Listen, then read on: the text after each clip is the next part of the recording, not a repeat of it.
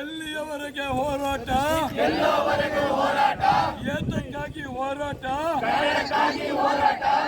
ನಷ್ಟ ಬಿಗ್ ಬಾಸ್ಗೆ ಕನ್ನಡ ವಿರೋಧಿ ಬಿಗ್ ಬಾಸ್ಗೆ ಕನ್ನಡ ವಿರೋಧಿ ಕಲರ್ ಚಾನಲ್ಗೆ ಕನ್ನಡ ವಿರೋಧಿ ಬಿಗ್ ಬಾಸ್ಗೆ O20 ಬಿಗ್ ಬಾಸ್ಗೆ. ಸ್ನೇಹಿತರೆ ನಮಸ್ಕಾರ, ನಾನು ನಿಮ್ಮ ಪ್ರೀತಿಯ ಚಂದನ್ಗೌಡ ಮಾತಾಡ್ತಿರೋದು.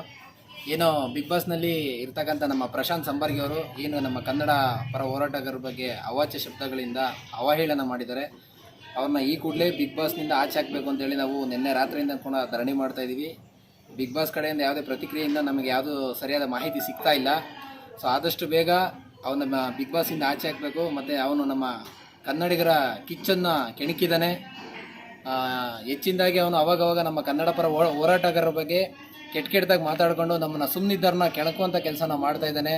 ಈ ಬಿಗ್ ಬಾಸ್ ಶೋಗೆ ಬಂದಮೇಲೆ ಅವ್ನು ಎಷ್ಟು ಕೆಲಸ ಇದೆ ಅಷ್ಟು ಮಾಡ್ಕೊಬೇಕಿತ್ತು. ಅದನ್ನು ಬಿಟ್ಬಿಟ್ಟು ಕನ್ನಡ ಪರ ಹೋರಾಟಗಾರನೆಲ್ಲರನ್ನೂ ಅವಹೇಳನ ಮಾಡಿದ್ದಾನೆ. ಇದು ಅಷ್ಟು ಸರಿ ಬರ್ತಾ ಇಲ್ಲ ಅಂತ ನಾನು ಹೇಳ್ತಾ ಇದ್ದೀನಿ. ಸೊ ಇವತ್ತು ಬಂದಿದ್ರು ಯಾರೋ ಬಂದ್ಬಿಟ್ಟು ಹೇಳೋಗಿದ್ದಾರೆ, ಅವ್ನು ಇವಾಗ ಕ್ಷಮೆ ಕೇಳಿಸ್ತೀನಿ ಅಂತ ಹೇಳೋಗ್ತಾ ಇದ್ದಾರೆ. ನಮಗೆ ಕ್ಷಮೆ ಏನು ಬೇಕಾಗಿಲ್ಲ. ಕ್ಷಮೆ ಕೇಳಂಗಿದ್ರೆ ಬಿಗ್ ಬಾಸ್ಗೆ ನಾವೇನು ಬೇಕಾದ್ರೂ ಮಾಡಿ ನಾವು ಕ್ಷಮೆ ಕೇಳ್ಬೋದಲ್ವಾ. ಸೊ ನಮಗೆ ಕ್ಷಮೆ ಬೇಡ. ಅವನ್ನ ಈ ಕೂಡಲೇ ಬಿಗ್ ಬಾಸ್ನಿಂದ ಆಚೆ ಹಾಕ್ಬೇಕಷ್ಟೇ. ಇಲ್ಲಾಂದರೆ ಬಿಗ್ ಬಾಸ್ ಶೋನ ಕಂಪ್ಲೀಟಾಗಿ ನಿಲ್ಲಿಸಬೇಕು ಅಂತ ಆಲ್ರೆಡಿ ರೆಡಿ ಮಾಡ್ತಾ ಇದ್ದೀವಿ. ಅವನ್ನೆಂದ್ರೆ ಆಚೆ ಹಾಕಿಲ್ಲ ಅಂದರೆ ಇದು ಹಿಂಗೆ ಇನ್ನೂ ಕಂಟಿನ್ಯೂ ಆಗ್ತಾ ಇರುತ್ತೆ ಅಂತ ಹೇಳಲಿಕ್ಕೆ ಇಷ್ಟಪಡ್ತೀನಿ. ಸ್ನೇಹಿತರೆ ನಮಸ್ಕಾರ, ನಾನು ನಿಮ್ಮ ಪ್ರೀತಿಯ ಸಾಗರ್ ಗೌಡ. ಈಗಾಗಲೇ ನಮ್ಮ ಸ್ನೇಹಿತರು ಹೇಳಿದಂತೆ ಏನು ಬಿಗ್ ಬಾಸ್ ಒಂದು ಸ್ಪರ್ಧಿಯಾಗಿರುವಂತಹ ಪ್ರಶಾಂತ್ ಸಂಬರ್ಗಿ ನಾಡದ್ರೋಹಿ, ಈ ಹಿಂದೆನೂ ಕೂಡ ಕನ್ನಡಿಗರನ್ನು ಕೆಣಕುವಂಥ ಕೆಲಸ ಮಾಡ್ತಿದ್ದ, ಈಗಲೂ ಸಹ ಅದೇ ಮಾಡಿದ್ದಾನೆ.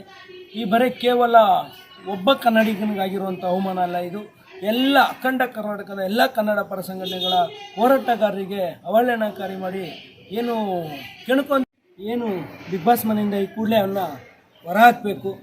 ಹಾಗೂ ಸರ್ಕಾರ ಈ ಒಂದು ಅವಹೇಳನಕಾರಿ ಹೇಳಿರುವಂಥ ಒಂದು ಹೇಳಿಕೆಯನ್ನು ಗಂಭೀರವಾಗಿ ಪರಿಗಣಿಸಿ ಅವನ್ನ ಗಡೀಪಾರು ಮಾಡಬೇಕು ಅಂತ ಈ ಮೂಲಕ ಸರ್ಕಾರಕ್ಕೆ ಒತ್ತಾಯಿಸ್ತೀನಿ. ಹಾಗೂ ಏನು ಈ ಒಂದು ಶಾಂತಿಯುತ ಪ್ರತಿಭಟನೆ ನಡೆಯೋದಕ್ಕೆ ಮೂಲ ಕಾರಣ ಏನಪ್ಪ ಅಂತ ಹೇಳಿದ್ರೆ, ನಮ್ಮ ಏನು ಕನ್ನಡ ಪ್ರೇಮವನ್ನು ವಿಶ್ವಾದ್ಯಂತ ಪರಿಚಯಿಸಿದಂಥ ನಮ್ಮ ಕಿಚ್ಚ ಸುದೀಪ್ ಅವ್ರ ಮೇಲಿನ ಅಭಿಮಾನದಿಂದ ಒಂದು ಶಾಂತಿಯುತ ಪ್ರತಿಭಟನೆ ನಡೀತಿದೆ.